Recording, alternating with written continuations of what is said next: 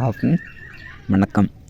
Plastic பாட்டில்களுக்கு பதில் உணவு. ஓகேவா? ஸோ அந்த ஹெட்டிங்லேயே புரியுது. பிளாஸ்டிக் வேஸ்ட் கொடுத்தா அதுக்கு பதிலாக உணவு தருவாங்க. ஓகேவா? எங்கே அப்படின்னா மும்பையில்.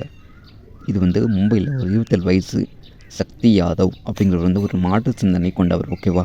அவர் எப்போதுமே அவர் ஏரியா சுத்தமாக இருக்கணும், நல்ல நீட்டாக இருக்கணும் அப்படின்னு ஆசைப்பட்டு இந்த பிளாஸ்டிக் பாட்டில்களையும் சேகரித்து கொடுத்தால் 20 மாடுகளுக்கு ஒரு உணவு என்ற திட்டத்தை அறிமுகம் செய்தார். ஓகேவா? ஸோ நல்ல திட்டம் எனக்கு தெரிஞ்ச வரைக்கும். ஓகே, இது மூலமாக அவர் என்ன சொல்கிறார் அப்படின்னா, டெங்கு மலேரியா அப்படிங்கிற நோயெல்லாம் பரவும், இந்த நோயை ஈஸியாக கட்டுப்படுத்தலாம் அப்படின்னு சொல்கிறாங்க. அப்புறம் மழை நேரத்தில் சில நேரம் பாருங்கள் கழநீர் கால்வாய் இருக்கும். ஸோ அதை பிளாஸ்டிக்கில் அடைச்சிக்கணும். ஓகேவா?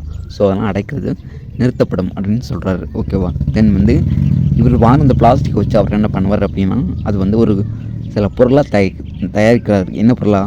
பூந்தொட்டி தயாரிக்கிறது, டீ குடிக்கிற கப்பு, கிளாஸு, தேநீர் கோப்பை, பல பொருட்களை வச்சு மூலம் தயாரிக்கப்படுகிறது. ஓகேவா?